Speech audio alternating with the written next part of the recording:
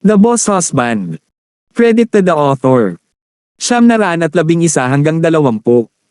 Ang mga pangalan po na nandito ay galing sa mga name generator. Kaya kung meron man pagkakatulad sa mga pangalan ng totoong tao o lugar, ito ay tunay na hindi sinasadya. Ang kwentong ito ay rated SPJ. Striktong patnubay sa mga walang jowa. Ito ay bawal din sa bata at matatandang walang asawa. Nang naunawaan niya na gustong iuwi ni Marian si Leia, mabilis na sumingit si Myra. Miss Lysander, naniniwala ako na mas mabuti kung ibabalik mo kami sa aming lugar. Kahit na mahal ni Miss si Leia, kailangan pa rin naming hintayin na makabalik si Master bago magpatuloy. Malakas na umiling ang maliit na ulo ni Leia. Hindi. Gusto ni Leia na matulog kay Mama. Tumingin si Myra kay Marian nang walang magawa, nagmamakaawa sa kanya gamit ang kanyang mga mata. Isa lang siyang babysitter at ito ang mahalagang prinsesa ng pamilya. Ang pag-aalaga sa kanya ng mag-isa ay sapat na sa isang hamon. Bagamat alam ni Marian na mas pinapahirapan niya ang trabaho ni Myra, hindi niya kayang mawalay sa babaeng ito na kaka-adopt niya lang. Hindi nila alam kung kailan babalik ang lolo ni Leia. Gusto lang niyang maging makasarili kahit minsan lang. Myra, marami akong kwarto sa pwesto ko. Pwede kang tumira sa amin. May maghahatid sa'yo sa lugar mo para kunin ang mga kailangan mo. Hindi naman magtatagal. Bumagsak ang mukha ni Myra. How did she misinterpret it so badly?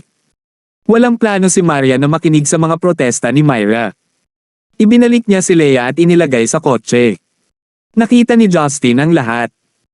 Alam niyang nakatakda na ang puso ni Maria na panatilihin ang babaeng ito. Kahit na bumalik ang kanyang pinakamalakas na lolo sa mundo, maaaring handang ibigay ni Marian ang kanyang buhay para sa kanya. Gayunpaman, hindi magiging problema ang pagpapanatili sa Leia sa ngayon. Bagamat medyo bayolente ang dalaga, ang ganda niya. Nagpasya si Justin na pinakamahusay na sumang-ayon na lang sa ngayon upang maiwasan ang anumang hindi pagkakaunawaan. Oo, medyo malaki ang bahay namin. We wouldn't mind 2 more guests, kooperatiba niyang sabi. Pinawi ni Marian ang kanyang ulo at malamig na sinabi, hindi mo yan bahay. Dapat umalis ka kagad. Ayokong makita ka. Nagkunwari si Justin na hindi siya narinig. Napakamot siya sa likod ng ulo niya at pinaandar ang BMW. Hindi nakaimik si Myra. Gaano kaya kaitigas ang ulo nitong mag-asawa? Para puwersa, sila ni Leia na lumipat ng ganoon. Sa kabila ng mga masasakit na salita ni Marian, nagpasya si Justin na tumawid at tumungo sa Paradise Villa. Pagbaba nila ng sasakyan, tuwang-tuwa na pinalakpakan ni Leia ang kanyang maliliit na kamay nang makita niya ang napakalaking mansyon. Mama, dito po ba ako titira ngayon? Oo, gusto mo ba? Ngumiti si Marian, yumuko para kausapin siya. Masiglang tumango siya saka tumakbo para kunin ang pande niya kay Myra. Sa isang tame time na ekspresyon, tinanong niya, Big Bear, gusto mo ba ito?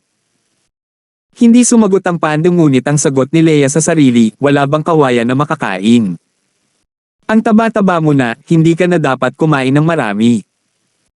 Hindi alam ni Myra kung dapat ba siyang tumawa o umiyak sa pagiging inosente ni Leia.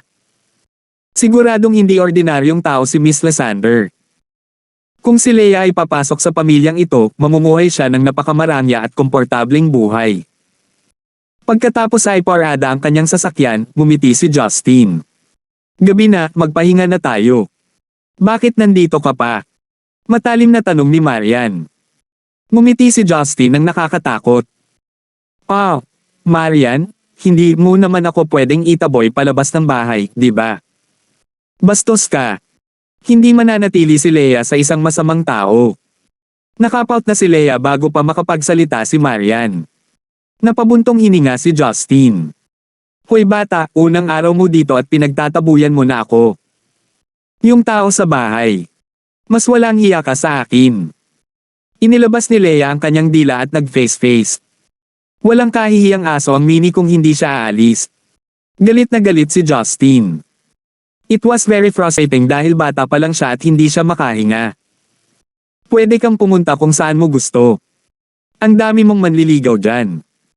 At saka nasa ospital ka pa rin si Jinsel. Wala akong pakialam kung ano ang gagawin mo. This isn't your home. Noon naman pero hindi nakadugo ang mga tao sa loob.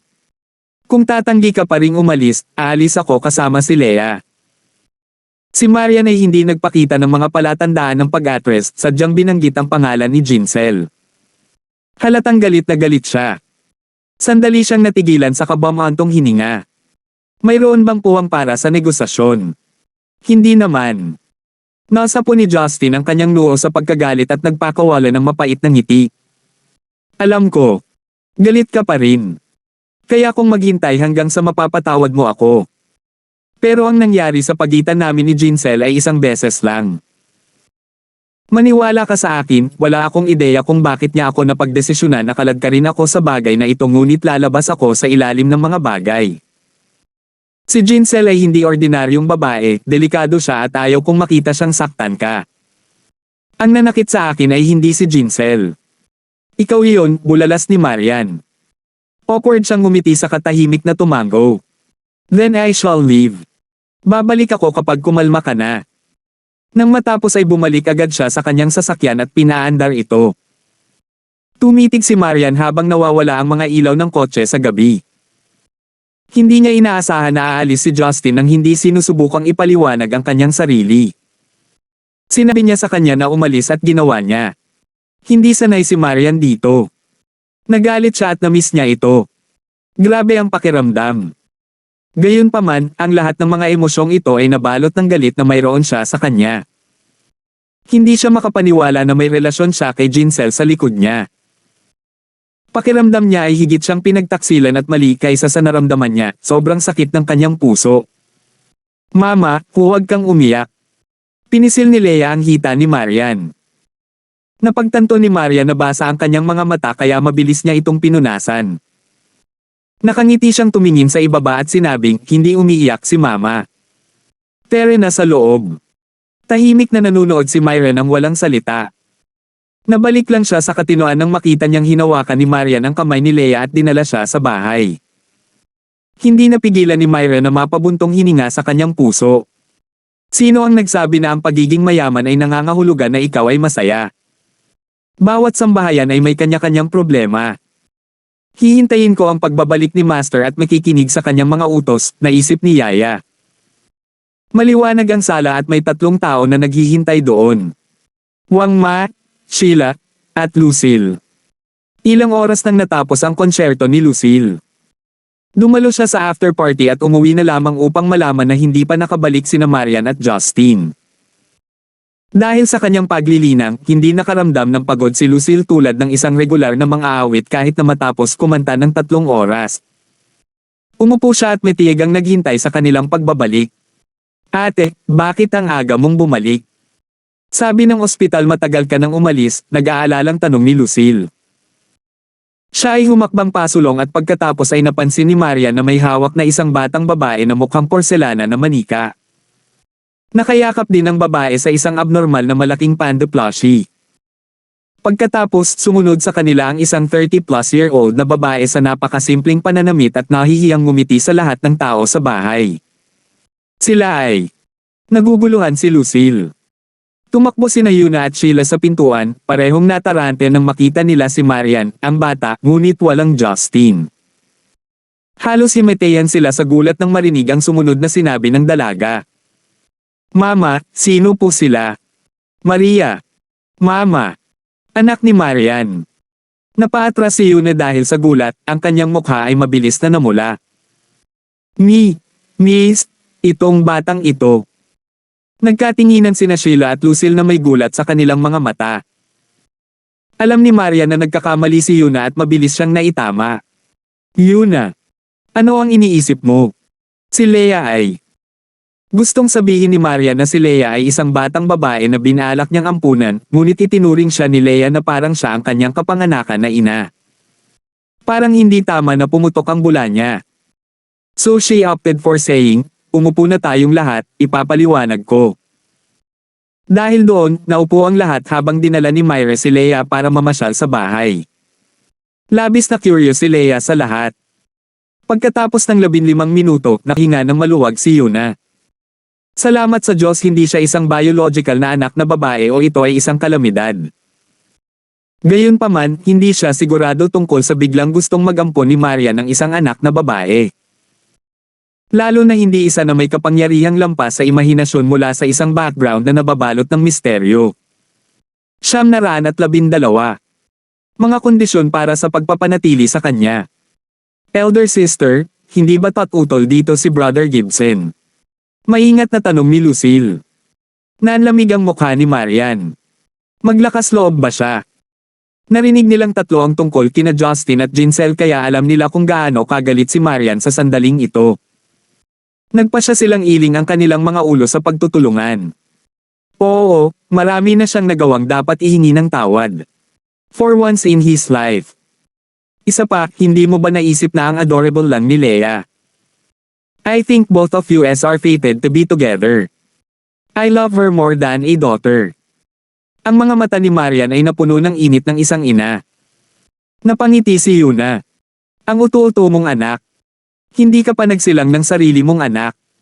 Paano mo malalaman ang pagmamahal sa sarili mong anak? Yuna. Huwag tumawa. Angal ni Marian. Kinawayan ito ni Yuna. Sige, sige. Dahil nakapagdesisyon ka na, walang dahilan para tumanggi kami. Wala kaming pakialam na magkaroon ng anak sa bahay. At saka, mukhang tapat na tao si Myra. Sa tingin ko, makabubuti para sa kanya na tumulong sa paligid na bahay. Bumalik na si Rebecca sa Central City, nagtatrabaho si Sheila, wala akong sapat na oras para gawin ang lahat ng ito sa malaking bahay. Kung gayon, guguluhin ka namin para tulungan si Myra sa kanyang mga bagahe saglit. Kailangan lang niyang dalhin ang mga kailangan, mabibili natin ang iba mamaya, sabi ni Marian. Binuhat ni Myra si Leia pababa mula sa ikalawang palapag. Tuwang-tuwa si Leia gaya ng dati. Hindi mahalaga kung huli na, ang batang babae na iyon ay tila may walang limitasyong dami ng enerhiya.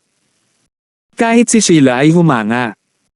Sister Marian, kung talagang magkakaroon ka ng anak sa hinaharap, magiging kasing ganda ba siya ni Leia? Hindi na hinintay ang sagot ni Marian, sumigaw si Leia mula sa hagdan. Mama, huwag mo akong kunin na kapatid. Gusto ko ng kapatid. Sandaling natigilan ang lahat. Paano siya narinig ni Leia mula sa malayo? Sigurado si Sheila na bumubulong siya. Hindi alam ni Marian kung paano tutugon. Ang pagkakaroon ng mga anak ay hindi bahagi ng kanyang mga pagsasaalang-alang. Kumunat ang noo ni Lucille. Isa siyang cultivator kaya alam niya ang ibig sabihin noon. Ate, sa tingin ko dapat mong kausapin si Brother Gibson tungkol dito. Pambihira si Leia. Huwag mong banggitin ang kanyang pangalan kung ayaw mong magalit sa akin, babala ni Marian. Nakangiti lang si Lucille, umiling-iling. Ding dong. Ding dong. Tumunog ang doorbell. 1:00 na ng umaga. Nagkatinginan ang mga babae sa bahay, nag-iisip kung sino ang darating sa ganoong oras. Sa tingin mo baka master? Masayang sabi ni Yuna. Si Lolo. Biglang tumili si Leia sa tuwa, tumalon mula sa mga bisig ni Myra. Ang kanyang maliliit na binti ay tumakbo sa pinto sa 1 segundo. Pagkatapos ay tumayo siya sa kanyang mga daliri sa paa at hinaila ang hawakan. Isang lalaking nasa katanghaliang gulang na nakasuot ng blue and white striped shirt na may maikling gupit ang nakatayo sa pintuan, nakatingin kay Leia na may malaking ngiti sa kanyang mukha. Ang lalaki ay napuno ng biyaya. Hindi man siya kumbensyonal na gwapo, hindi naman siya nagkulang sa kakisigan ng pagkalalaki. Mayroon siyang Buddhist bead bracelet sa isang palso na nagmumukha sa kanya na isang debotong Buddhist. Si Master talaga yon. Gulat na sigaw ni Myra. Kahit na nakatagpo na ni Marian ang lalaking ito minsan, ito ang unang pagkakataon na nakita niya ang mukha nito. Hindi niya maiwasang mapatingin. Anong lolo ang magiging hitsura ng batang ito? Naisip niya. Nakadikit na si Leia sa kanyang binti at napahadjejek. Lolo, ang galing mo. Nahanap mo ako. Hinaplos ng lalaki ang buhok ng dalaga ng buong pagmamahal. Palagi kang tumatakas. Kung hindi kita mahanap, hindi ba't matagal na kitang nawala? Leia is a good girl. I would never run around, diretsyong sabi ng batang babae habang nagsisinungaling siya sa pamamagitan ng kanyang mga ngipin. Lolo, tapos ka na ba sa trabaho mo? Hindi kinumpirma o itinanggi ng lalaki ang pahayag. Uri ng Hindi na nagpatuloy si Leia. Pagkatapos ay sinabi niya sa kanya ang kanyang kapanapanab na balita. Lolo, natagpuan ni Leia si Mama. Mabilis na sumugod si Myra ng malalim na yumuko upang subukang ipaliwanag ang sitwasyon. Master, ang nangyari ay hindi mo na kailangang magpaliwanag. I think I can figure it out. Pinutol ng lalaki si Myra. Pagkatapos ay ibinaling niya ang kanyang katawan kay Marian. Ikaw si President Lysander ng Yellow, tama. Sa wakas ay natauhan si Marian. Tumango siya. Ikaw, lolo ni Leia, kilala mo ako. I have my ways. Alam ko kung ano ang nangyayari. Ngumiti siya ng nakakaloko. Lubos akong nagpapasalamat na nagustuhan mo ang aking apo, si Pangulong Lysander. Nagpahinga ng kaunti si Marian matapos makitang napakasaya ng lalaki. Alam niyang hindi ito isang ordinaryong tao. Malamang na mas malapit siya kay Justin kaysa sa kanya. Isang taong walang kilalang pagkakakilanlan ngunit may pinagbabatayan na agos ng dakilang kapangyarihan. Lolo ni Leia, may gusto akong kausapin sa iyo. Hindi mo kailangan. Nagtaas siya ng kamay para pigilan siya. Alam ko ang gusto mo pero hindi ako papayag sa ngayon. Nakatayo siya sa nakatuwang katahimikan. Hindi niya inaasahan na tatanggihan siya ng lalaki. Bakit? Tumigas ang ekspresyon ni Marian. Pagkatapos ay nagpaputok siya ng sunod-sunod na tanong. Ano ang ibig mong sabihin sa ngayon? Mayroon bang anumang mga kondisyon na kailangan nating matugunan? Nagalit ito kay Leia. Nagsimula siyang humagulgol, Lolo. Lolo. Gusto ni Leia si Mama. Hinaplos ng lalaki ang kanyang ulo ng buong pagmamahal. Pagkatapos niyang gawin, si Leia ay nanlungo at nakatulog ng mahimbing. Leia! Sigaw ni Marian sa takot. Binuhat ng lalaki si Leia at pinasa sa Myra. You don't have to panic. Leia is too energetic. She often goes days without sleep. Binilisan ko lang ng konti ang proseso. At saka, hindi ko siya hahayaang tumira dito kahit gaano pa siya magmakaawa, dahan-dahang paliwanag ng lalaki. Humakbang si Lucille na nabigla rin para hawakan ang kamay ni Marian. Kuya kapatid, huwag kang gagawa ng anumang bagay na padalos-dalos. Ang pagtatanim ng elder na ito ay mas malakas kaysa sa hinahayaan niya. Hindi masabi ni Lucille kung ano ang espesyalidad ng lalaking ito, ngunit pakiramdam niya ay nakalaya na siya mula sa kaharian ng Siantian. Naramdaman ni Marian ang sakit ng kanyang puso. Siyempre, kailangan niyang maging lalaki na hindi niya kayang labanan. She felt so wrong. Bigla niyang hiniling na nandito ang asshole na si Justin. Bagamat siya ay isang gulo ng isang lalaki, kung hindi dahil sa kanyang lakas, hindi siya makakagawa ng maraming bagay. Huwag kang mag-alala, hindi ko sinasadyang masaktan. Ngumiti siya ng matamis. Tulad ng sinabi ko, lubos akong nagpapasalamat na gusto mo si Leia.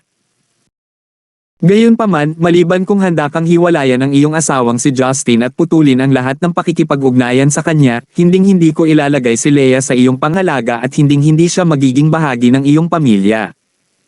Muli silang nabigla sa sinabi ng lalaki.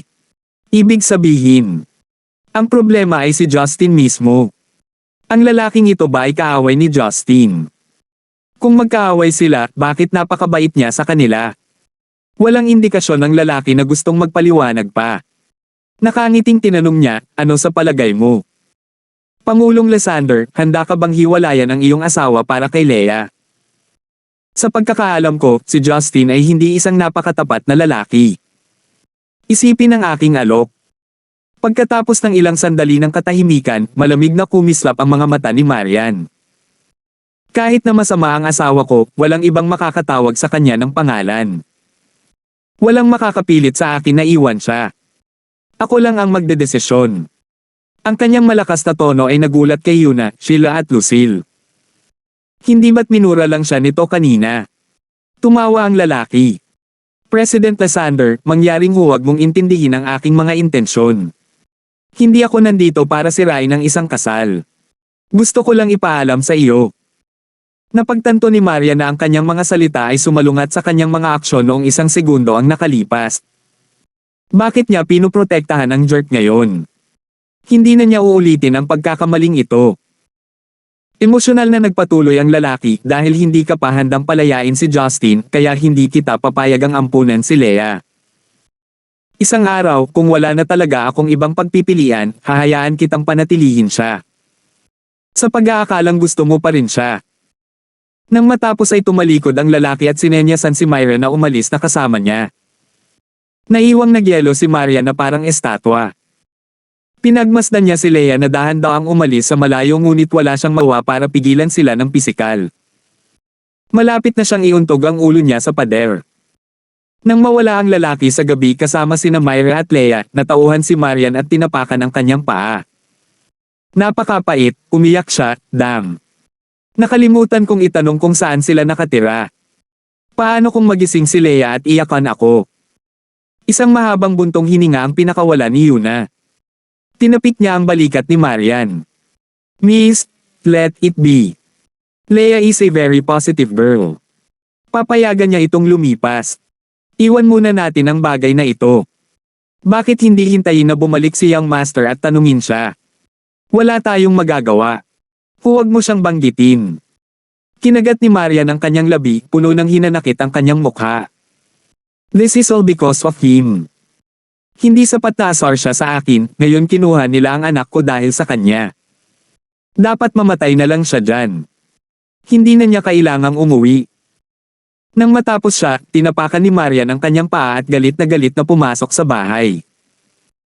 Nakita niya ang panda plush sa tabi ng mga hakbang na iniwan ni Myra, dinampot ito, pagkatapos ay dinala ito sa itaas. Nagkatinginan sina Yuna, Lucille, at Sheila at bumantong hininga.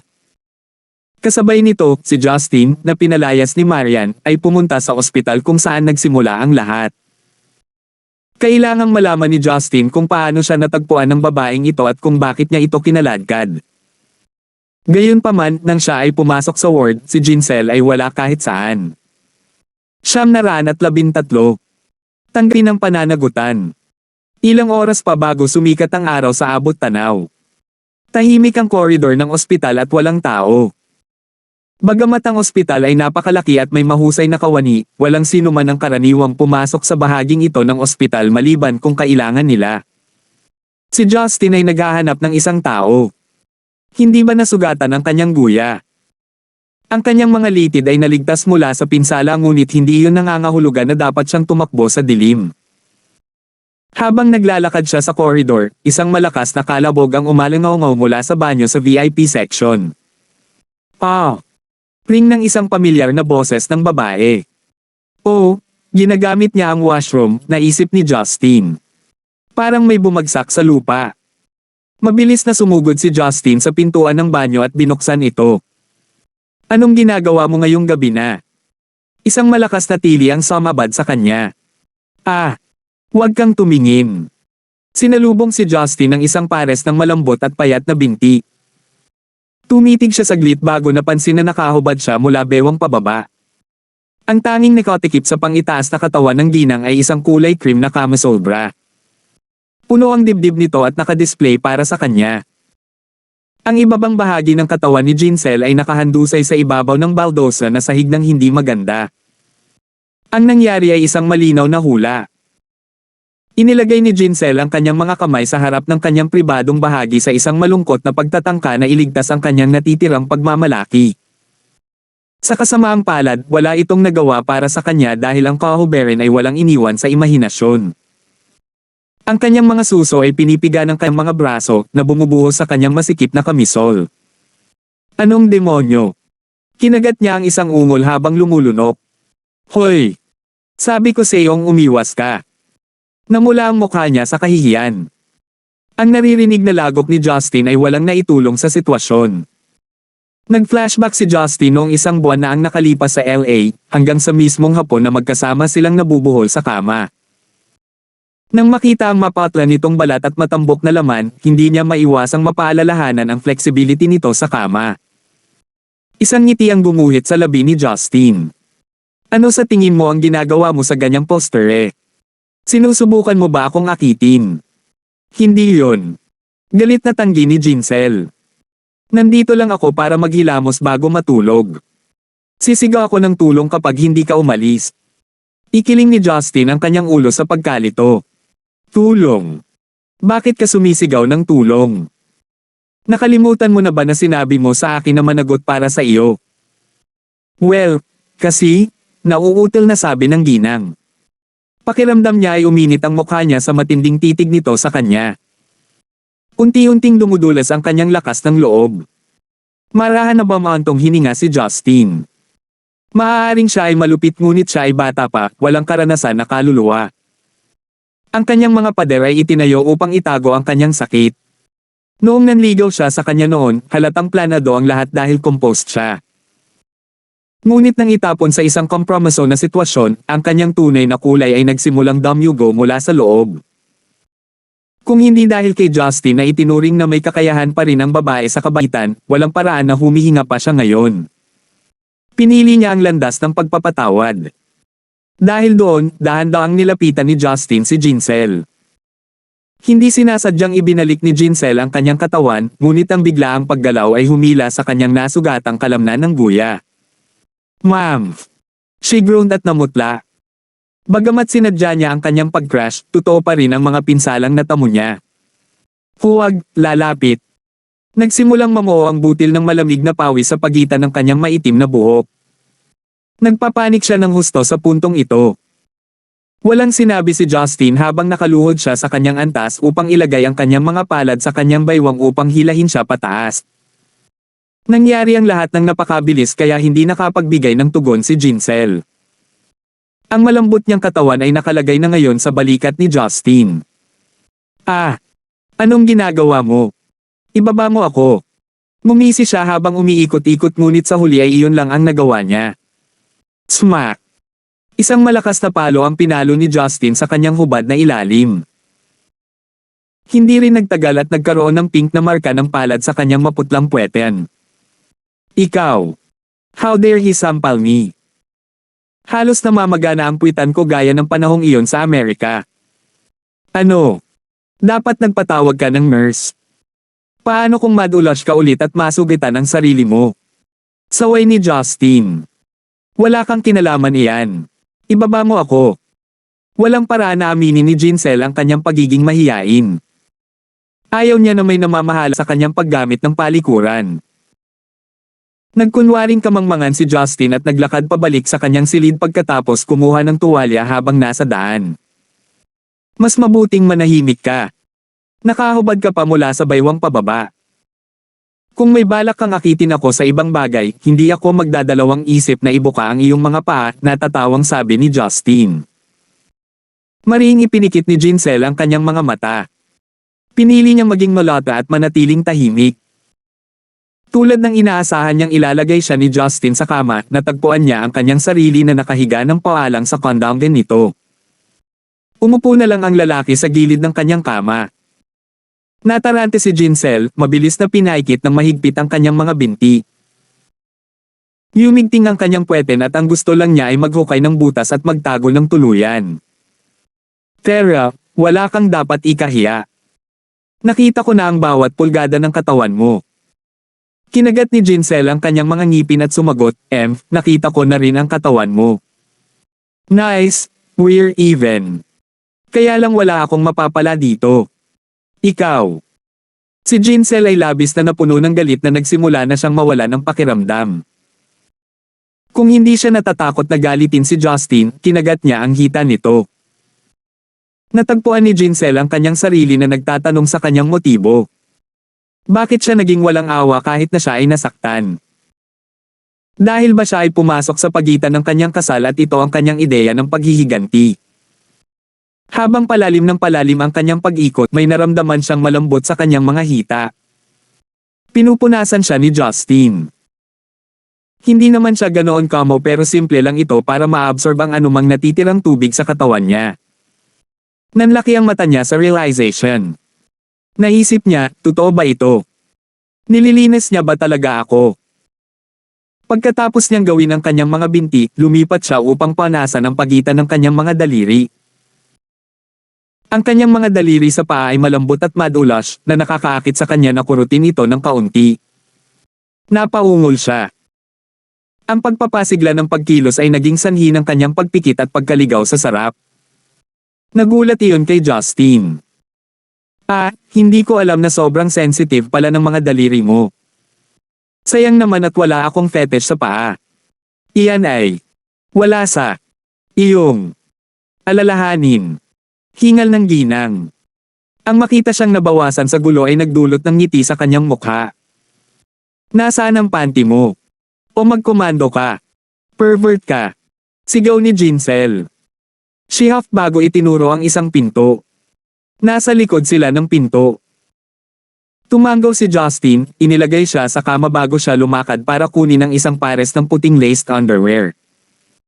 Bilisan mo, isuot mo ulit para magamot ko yung binti mo.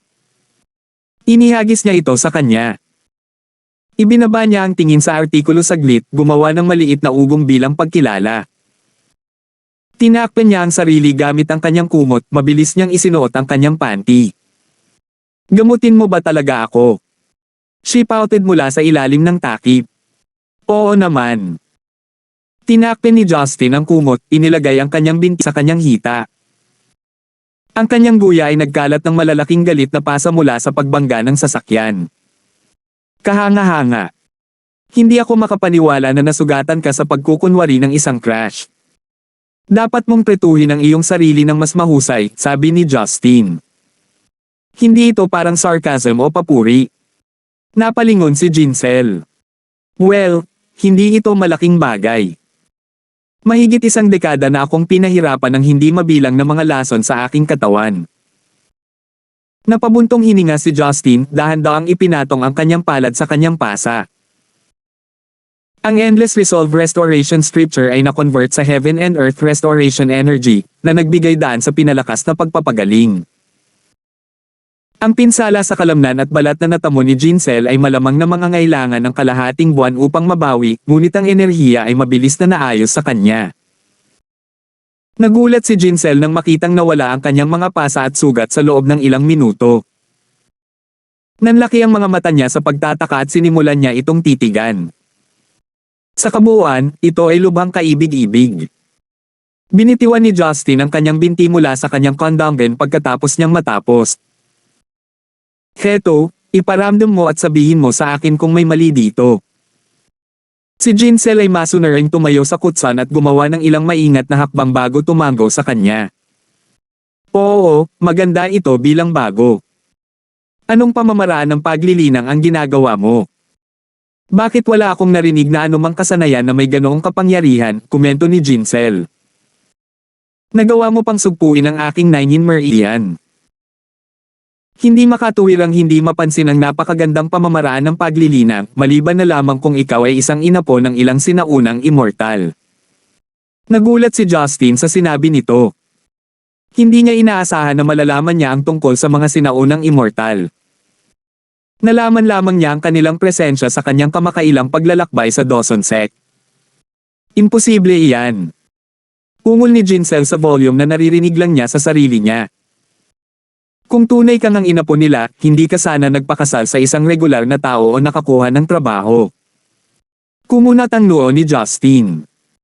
Maaaring si Jinsel ay mula sa isang mailap na angkan. Paano naging posible iyon? Siya ay halos walang paglilinang at may katawan na puno ng mga lason. Walang paraan na maaaring siya ay mula sa isa. Hindi pinansin ni Jinsel ang panloob na kaguluhan ni Justin. Justin. Maaari ba akong magtanong sa iyo? Maamong tanong ni Jinsel. Humagalpak ng tawa si Justin. Marami kang naitanong hanggang sa puntong ikaw na mismo ang nagsimulang sumagot sa kanila. Nahihiya, ngumiti si Jinsel. Puno ng komplikado ang kanyang mga mata, tinanong niya, hindi mo ba napupuot sa akin? 914. Hate you. Bakit ako? Tanong ni Justin. Mahinang sinabi ni Jinsel, dahil sinadya kitang awayin ang iyong asawa tungkol sa ating nakaraan. Oo, sabi ni Justin at muli siyang nagtanong, nakipagmahal ba ako sa iyo sa LA? Agad namang namula si Jinsel. Pakiramdam niya ay tumataas ang galit at kahihiyan sa tuwing naiisip niya iyon. Sinusubukan mo bang ipahiya ako? Oo. Tama. Ginawa natin. Sa buong hapon. Pagkatapos ay naayos na iyon. Hindi mo ginawa ang kwento. Oo naman, hindi ako natutuwa sa ginawa mo, ngunit hindi ako napupuot sa iyo para dito, sabi ni Justin. Si Jinsel ay natigilan sa una at pagkatapos ay naluluha. Justin, napakabait mo sa akin. Mabait ako sa'yo. Nagtatakang tanong ni Justin. Mataimtim siyang tumango. Ikaw ang pinakamagandang tao na nakilala ko sa buong buhay ko. Si Justin naman ay hindi makapagsalita. Hindi siya mukhang nagsisinungaling. Pero bakit? Hindi ka naniniwala sa akin. Gina mo at pinagaling mo ang mga lason sa aking katawan. Ngayon ay ginagamot mo na ang aking sugat. Pinag-awayan kita ng iyong asawa ngunit hindi mo ako kinamumuhian. Lumayo ka pa para panasan ako. Nag-init ang puso ni Jinsel nang maisip niya iyon. Maaaring hindi aminin ng lalaking ito ngunit sa kaibuturan, may malasakit ito sa kanya. Tumigil ka na sa pagbibiro. Sa iyong hitsura, hindi magiging mahirap na makahanap ng isang lalaki na magiging katulad mo kung hindi mas mabuti, sabi ni Justin. Ibinaba ni Jinsel ang kanyang ulo. Pumunta ako kaagad sa States pagkaalis ng bahay. Hindi ako nagkaroon ng pagkakataon na makilala ang maraming tao at ang mga nakilala ko ay mga pervert o pedophile. Gusto lang nila ang katawan ko. Hindi nila ito sinabi ngunit alam ko. Ang mundo ay hindi kasing dilim gaya ng iniisip mo. Ang mabubuting tao ay umiiral pa rin. Sinubukan siyang kumbansihin ni Justin. Hindi. Ang swerte mo kasi. Lahat ng tao sa paligid ko ay masama. Biglang sumigaw si Jinsel. Hindi alam ni Justin kung paano sumagot kaya inilipat niya ang paksa sa ibang bagay. Paulit-ulit mo akong tinanong kaya ngayon na ang turn ko. Sino ka at paano mo ako nahanap? At bakit mo ako gustong hanapin? Natahimik sandali si Jinsel at bumulong pagkatapos tumakas, kinuha ko ang mga pangunahing kaalaman sa pag-hack. Mayroon akong larawan mo, kaya nahack ko ang kumpanya ng airline para sa iyong impormasyon. Pagkatapos ay pumunta ako sa istasyon ng pulisya sa Stonegate para sa higit pang mga detalye. Nalaglag ang panga ni Justin. Ganun ba talaga kadali? Kung ganoon, sino ka, bakit mo ako pinuntahan? Saglit na nagalinlangan si Jinsel at kumunat ang noo sa determinasyon na parabang nakapagdesisyon na siya. Kung sasabihin ko sa iyo ang aking pagkakakilanlan, maaari mo bang ipangako ko sa akin ang isang bagay? Anong bagay? Kumunat ang noo ni Justin. Maghayganti ka para sa akin. Ha? Sinabi ko na maghayganti para sa akin. Si Jinsel ay tumingin sa kanya ng may pag-asa. Gagawin ko ang lahat para sa iyo basta pumayag kang maghayganti para sa akin. Natigilan si Justin.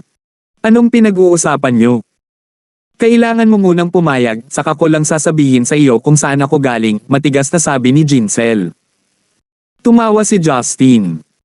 Babae, alamin mo ang lugar mo. Wala kang karapatang pilitin ako. Kung ginasto kita, dito na sana kita dinala ngayon at hindi ka makakalaban. At saka, nakita mo na ang asawa ko. Sa tingin mo ba kahit sino lang ang makakaakit sa akin? Isang kislap ng kalungkutan ang sumilay sa kanyang mga mata. Ikaw, gaya ng iniisip nito, hindi ka papayag na tulungan ako. Lou. Sabi ko naman sa'yo noon na wag na tayong magkita dahil gusto kong umiwas sa gulo. Wala naman akong utang sa'yo and yet nandito ka na nagpupuyos ng kung ano-anong problema para sa akin. Bumagsak ang mukha ni Jinsel. Ako, ayokong mahuli. Nag-isip si Justin saglit. Ibig mong sabihin may gustong pumatay sa'yo. Mas gugustuhin ko pa ang kamatayan. Hindi ako papatayin ng mga lalaking ito, gusto lang nila akong pahirapan. Namutla ang mukha niya. Nalito si Justin. Ang buong buhay niya ay nagpagulo sa kanya. Hindi na kita tatanungin kung ayaw mong sabihin sa akin. Limitado na ang pasensya ko. Umalis ka na bukas ng umaga. Bumalatay ang galit sa mukha niya nang marinig iyon. Paano ka naging malupit? Gaano ba ako naging malupit sa iyo? Inalagaan mo ako at pinagaling. Sigurado akong may nararamdaman ka para sa akin simula noong sinabi mong hindi mo ako kinamumuhian. Matigas na sabi ni Jinsel. Ikinaway ni Justin ang kanyang mga kamay at ngumiti. Kalimutan mo na yon. Ang asawa ko ang nagbayad ng bayad mo sa ospital at ang pera niya ay pera ko. Ayokong sayangin niya ang pera niya sa isang bagay na maaari kong ayusin sa isang iglap. Pinunasan ko ang katawan mo para maramdaman kung bumangon ka at kung wala lang ako sa mood kinuha na kita. Magpasalamat ka. Ikaw, bastard. Nanginginig sa galit si Jinsel. Wala siyang ibang gusto kundi ang kagatin ang ulo nito. Sige, wala nang saysay na pag-usapan pa dahil hindi mo sasabihin sa akin ang gusto kong malaman. Ipagpatuloy mo ang pamumuhay ayon sa gusto mo. Ipapalinis ko sa mga nurse ang iyong higaan sa umaga. Lumabas si Justin sa pinto at tumalikod, o tama, sa susunod na makita mo ako at ang pamilya ko, makakasigurado ka na hindi kita papakawalan ng ganoon kadali. Pinandilatan siya ni Jinsel na may pulang mata. Hindi makayanan ni Justin ang kanyang titig na wala ng pag-asa ngunit nagtiyaga. Ngunit wala siyang magagawa.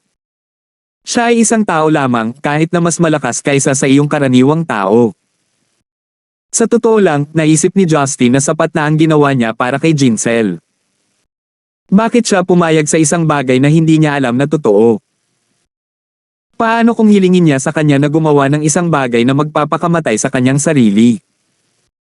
Hindi siya pumayag sa isang bagay na basta-basta. Hindi nang aahas si Justin na magdulot ng anumang gulo noong hinihintay pa niya si Marian na patawarin siya. Bumagsak ang mga luha sa kanyang mukha nang umalis si Justin sa kanyang paningin. Ikaw duwag na tao. Habang sinusubukan mong palayasin ako, mahirap. Hinampis ni Jinsel ang kama at inihagis ang unan sa sahig dahil sa frustration. Ang liwanag ng buwan at liwanag ng bituin ay sumikat sa kalangitan sa gabi habang si Justin ay lumabas ng ospital. Nagsindi siya ng sigarilyo. Hindi siya makakauwi hanggang hindi gamaan ang pakiramdam ni Marian. Sigurado siyang makakahingi siya ng tawad sa kanya sa pamamagitan ng pagpapakita ng kanyang sinseridad ngunit hindi iyon ang pinakamabuting hakbang niya. Alam kung gaano katalino si Marian, kapag huminahon na siya, malalaman na niya noon na sinasadya ni Jinsel. Si Jinsel ay walang halaga kumpara kina Talia, Roslyn, at sa iba pa niyang mga babae. Kumpiyansa siyang malalaman ito ni Marian kapag napag-isipan niyang mabuti ang mga bagay-bagay. Ayaw siyang pakawalan ni Marian ng ganoon kadali para sa maliit na bagay tulad nito dahil sa kanyang katigasan ng ulo. Well, ito ay itinuturing na maliit kumpara sa mga bagay na ginawa niya.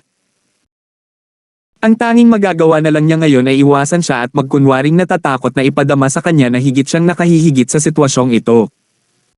Ang problema lang ngayon ay wala na siyang matutuluyan. Hindi siya makauwi at hindi rin siya makakatulog sa opisina. Sina Roslyn at Talia ay wala sa tanong. Palaging nakikipagkita si Yuna kay Hilda at kung alam ng isa na naroon siya, malalaman din ni Marian. Hindi rin opsyon sina Teresa at Joyce. Mahirap nang hanapin ang mga ito kapag gusto niya. Ang tanging pagpipilian na natitira sa kanya ay sina Melinda at Karina. Maaari rin niyang gamitin ito bilang isang dahilan upang suriin ang pag-unlad ng kanilang paglilinang. Kaya nag-dial siya sa numero ng telepono ni Melinda. Pagdating sa emosyonal na suporta, si Melinda ay isang masangkop na pagpipilian kumpara kay Karina. Si Melinda ay may banayad at malambot na personalidad samantalang si Karina ay isang mainit na tao.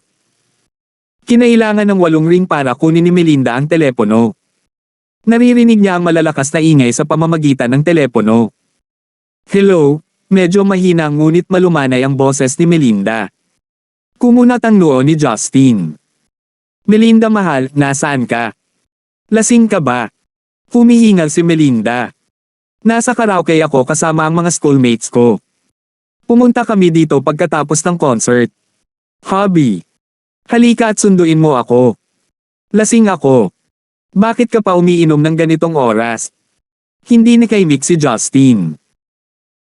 Hindi niya posibleng hilingin sa mga Sea Eagle na ay escort siya pauwi dahil kasama niya ang kanyang mga keskwela.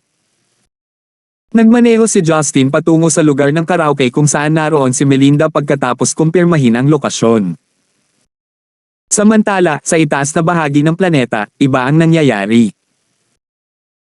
Ang araw ay hindi lumubog sa North Pole na naging dahilan upang manatili ang temperatura sa paligid ng negatibong 10 degrees Celsius. Dati, maaaring ang mga polar bear lamang ang tirahan dito, ngunit ngayon, tila ang North Pole ay gumawa ng paraan para sa kanilang mga bagong residente. Biglang bumukas ang ibabaw ng yelo. Sa isang malapit na pagtingin, makikita ng isa na mayroong isang bagay sa ilalim ng yelo. May isang underground laboratory na gawa sa halwang metal. Paanong may gumawa ng laboratorio sa ilalim ng yelo? Ito ay imposible. Walang halaga ng pera at teknolohiya ang magpapahintulot sa pagtatayo ng laboratorio na ito. 915. Upang makabuo ng isang laboratorio na ganito kalaki, kailangan itong malampasan ang mga hadlang tulad ng pagbuo ng kuryente mula sa tubig dagat sa paligid nito at paghahanap ng maaasahang pangmatagalang mapagkukunan ng pagkain. Karaniwan, ang mga isyong tulad nito ay hindi isang isyu, ngunit sila ay nasa North Pole.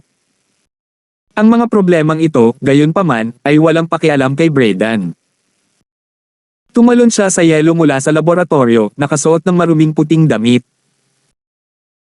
Sa kanyang kamay ay isang bote ng matapang na alak na may nilalamang alak na lampas sa 70% na kanyang nilagok ng husto. Mula nang makumpirma niya na masyadong mapanganib na magtayo ng laboratorio saan man sa mundo, siya ay naghahanap ng bagong lokasyon. Walang sino man ang mag-iisip na ang mga clone na ginawa ni Braden ay magkatuwang na gumamit ng mga bata sa kalawakan upang ilipat ang kanyang laboratorio sa ilalim ng yelo ng North Pole. Kahit gaano kahusay si Justin at gaano man kahirap ang Red Flame Iron Brigade at ang Lee Clan ay sinubukang hanapin siya, ilang taon pa bago nila mapagtanto na nasa ilalim siya ng yelo. Ito ay perpekto. Magagawa niya ang kanyang mga plano nang hindi nababagabag.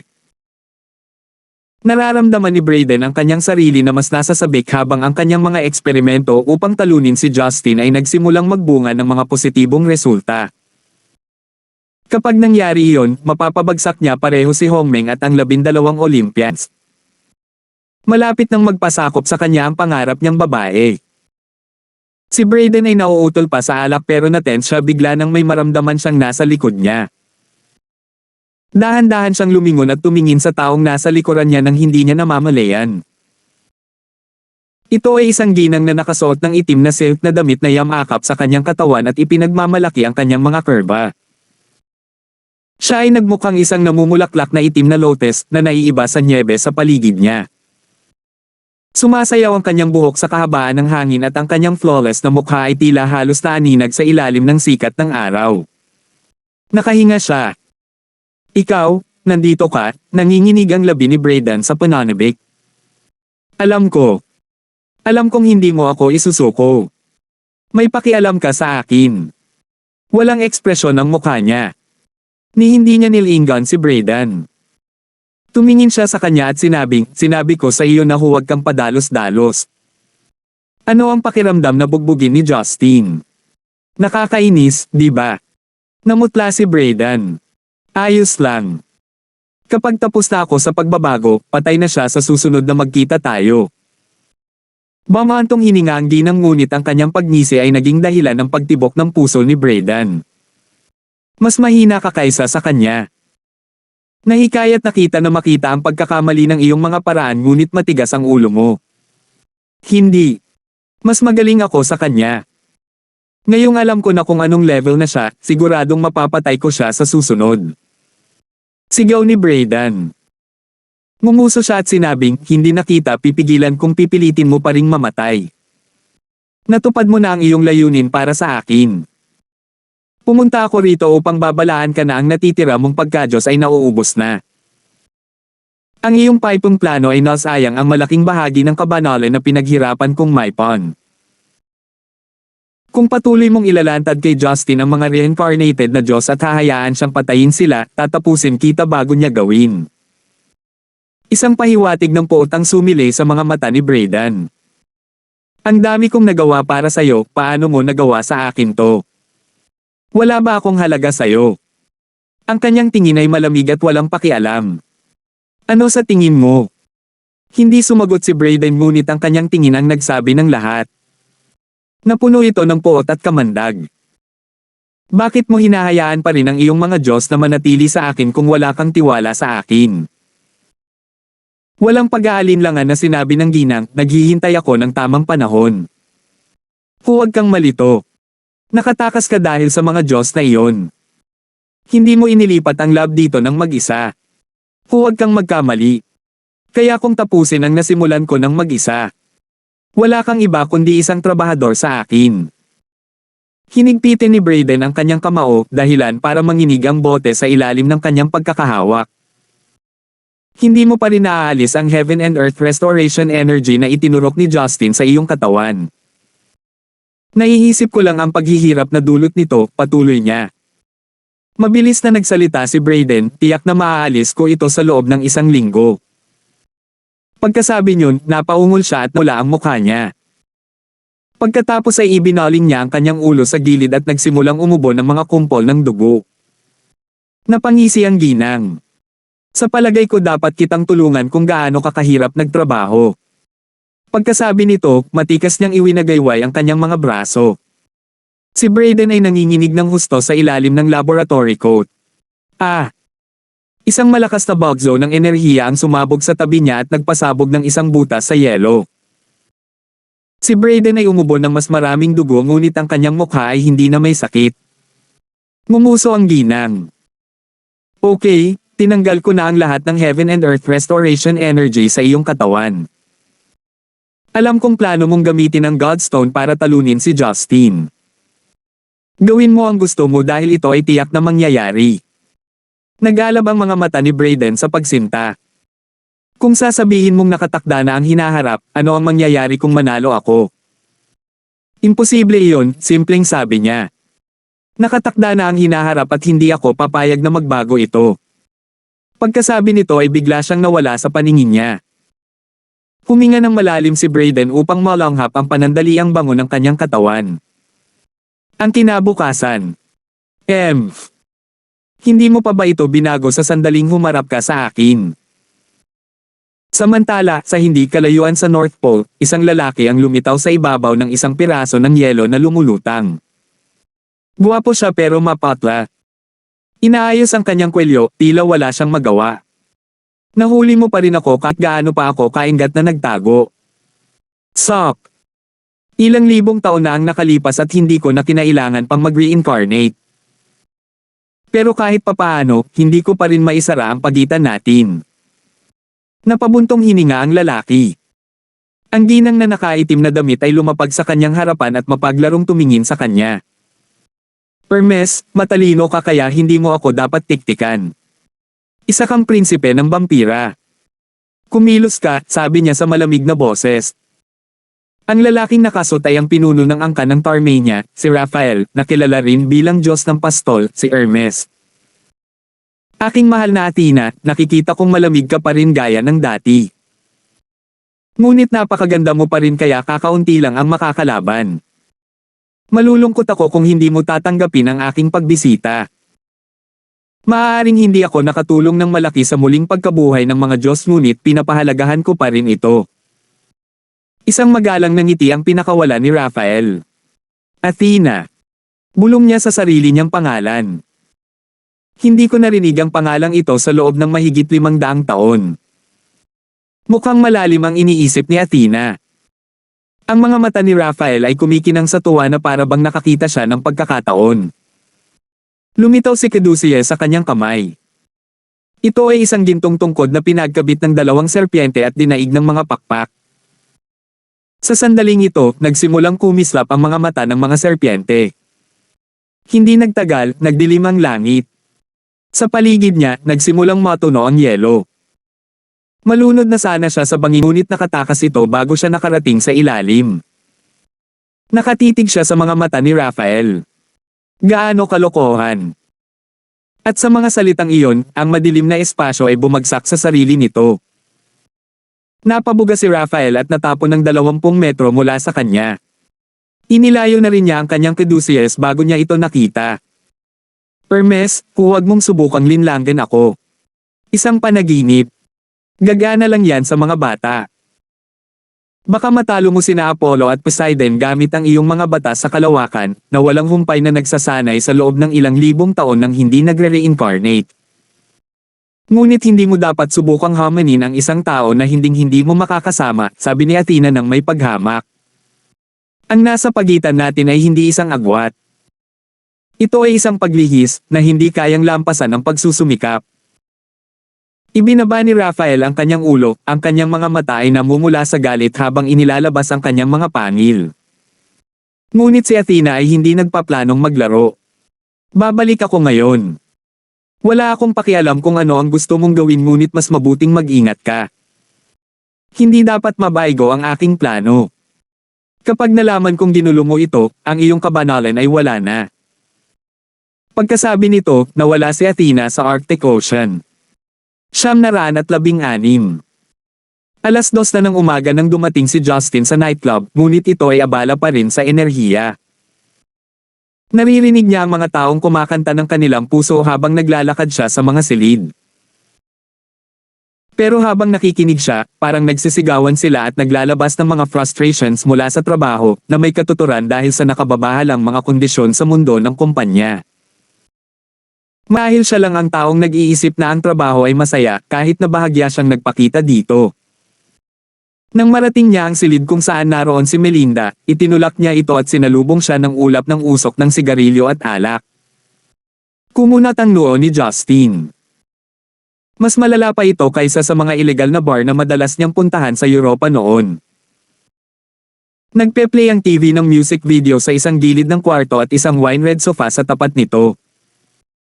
Mga 7 hanggang 8 tao ang nakaupo sa sofa at lumingon sila nang buksan ni Justin ang pinto.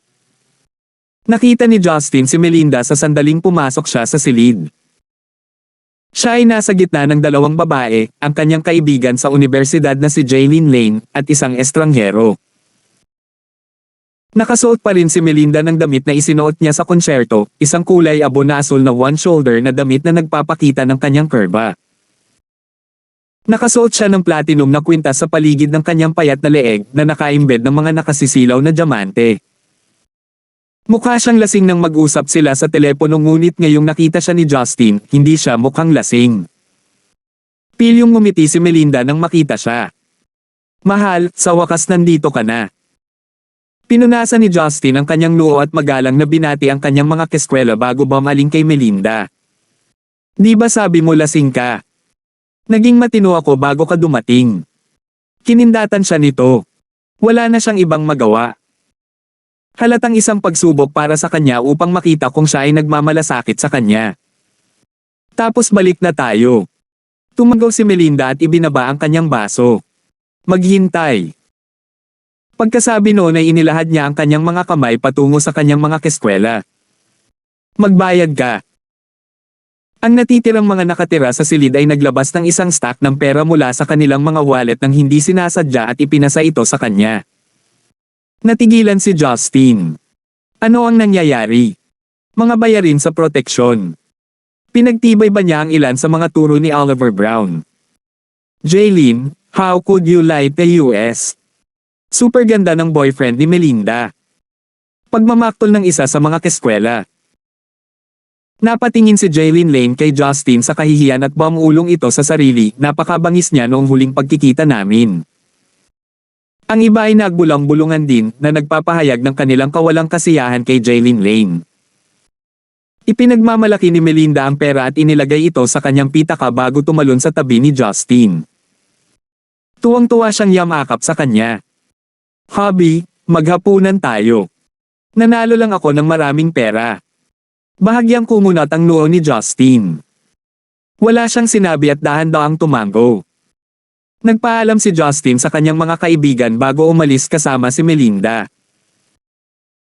Tahimik lang siya sa buong paglalakad papunta sa sasakyan niya pero pagdating nila sa car park ay agad niyang inalis ang mga kamay nito sa kanya. Nalito si Melinda dito. Hubby, anong meron? Pulang-pula ang katawan niya dahil sa alak at para siyang peach na naglalabasan ng pheromones. Ang dumaraan ay hindi maiwasang mapatitig sa kanya at tumingin kay Justin nang may paninibugho habang naglalakad sila sa mga corridors. Gayunpaman, wala sa magandang mood si Justin. You can drive back yourself since hindi ka naman lasing. Aalis na ako. Sinaman siya ng tingin ni Justin at tumalikod para umalis. Namula ang mukha niya sa galit. Lumapit siya kay Justin at tinanong siya, Justin. Galit ka ba sa akin? Ano ang ginawa ko para maging karapat-dapat ako dito? Bakit ka pa mag-abala kung ayaw mong sunduin ako? Kung tama ang pagkakaalala ko, ikaw ang unang tumawag sa akin. Huminga ng malalim si Justin at sinubukang kausapin siya ng mahinahon.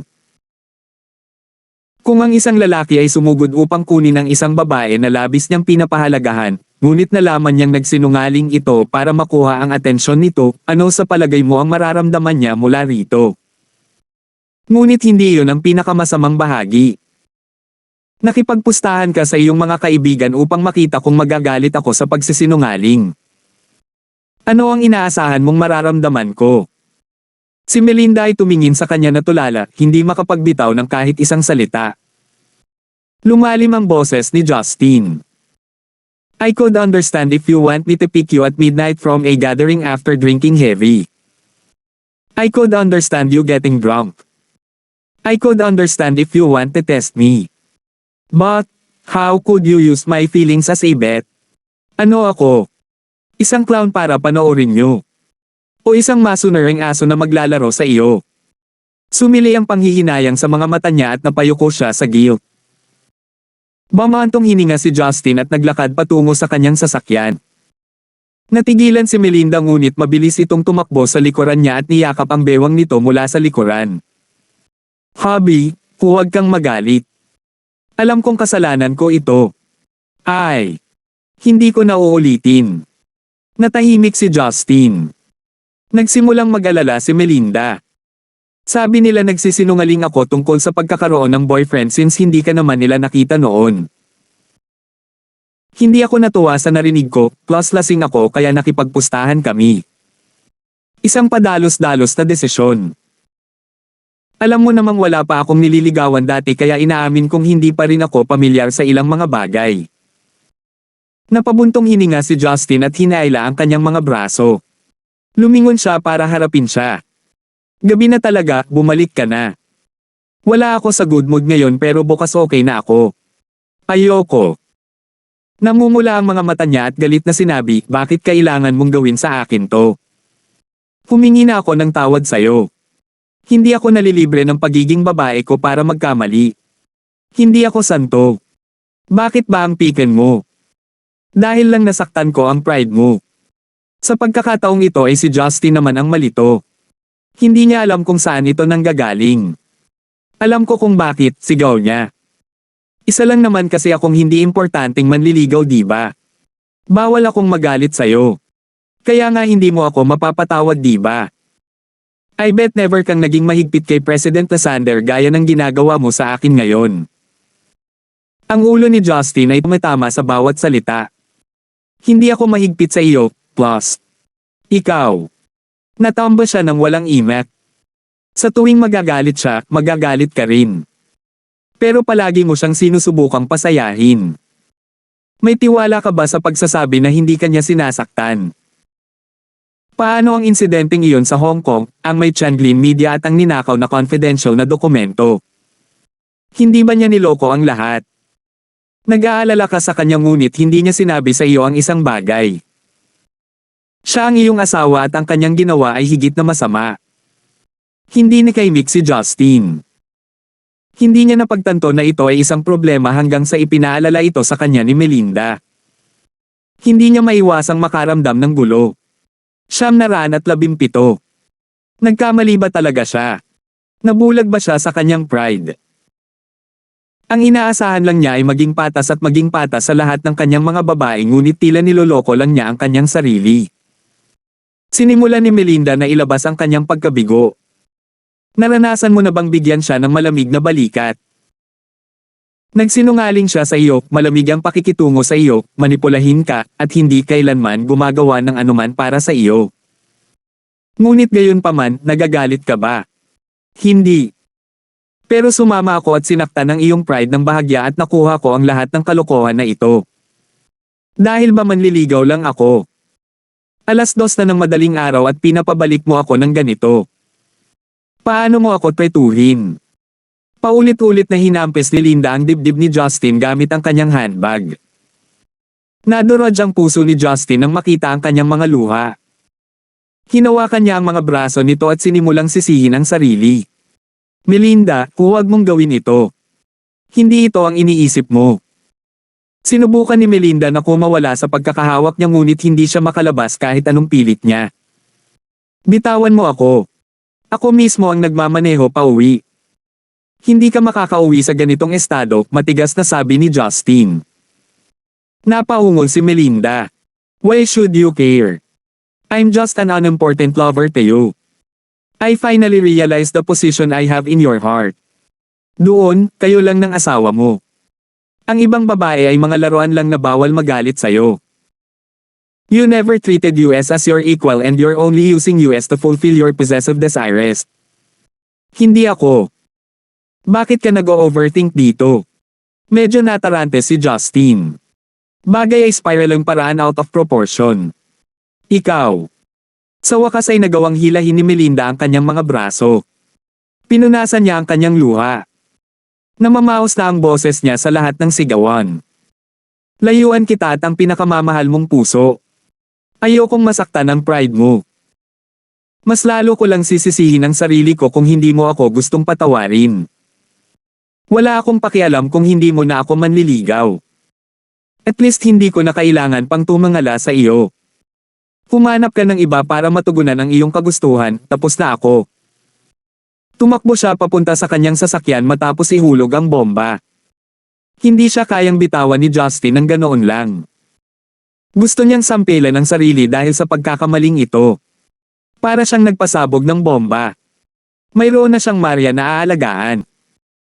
Ang asar na si Melinda ay hindi ang kanyang pinlano para sa gabing iyon. Tumakbo ito palapit sa kanya at yamakap sa baywang nito, humihingi ng tawad. Mahal, kasalanan ko ang pagmamalabas ng mga bagay-bagay. Hindi ko na pag-isipang mabuti. Pwede bang i-rewind na lang natin ang mga bagay saglit? Ikaw, bitawan mo ako. Sinubukan ni Melinda na i-twist ang kanyang katawan mula sa kanyang pagkakahawak, ngunit lalo lamang niya itong hinaila palapit sa kanya. Dumampi ang katawan nito sa kanyang pandiya at hindi niya maiwasang makaramdam ng pagkapukaw. Tumigil sa paggalaw si Melinda nang mapagtanto niya ang nangyari. Pervert ka. Sumigaw si Melinda. Napangiti si Justin. I've always been a pervert. Say, why don't you forgive me this time?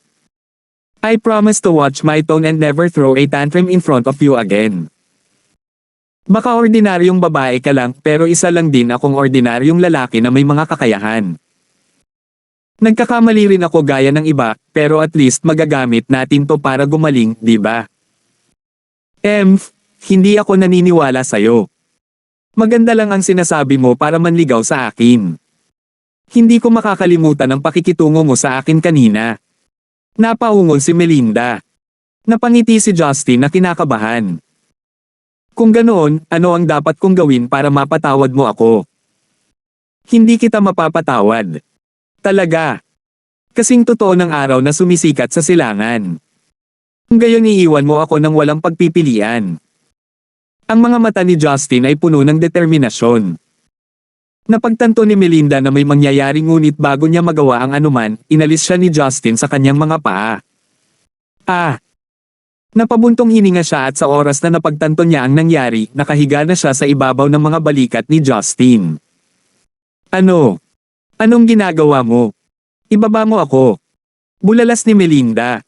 Napangiti si Justin at tumakbo patungo sa nightclub. Nakaramdam ng hiya si Melinda at mariing ipinikit niya ang kanyang mga mata, iniiwasan ang mga mata ng mga nakatira. Inilagay siya ni Justin sa hagdanan malapit sa pangunahing pasukan sa nightclub. Nagtataka ang dumaan at humajijek habang nakaturo sa kanila. Gusto ni Melinda na magtago ng husto, hindi alam kung ano ang sinusubukang gawin ni Justin.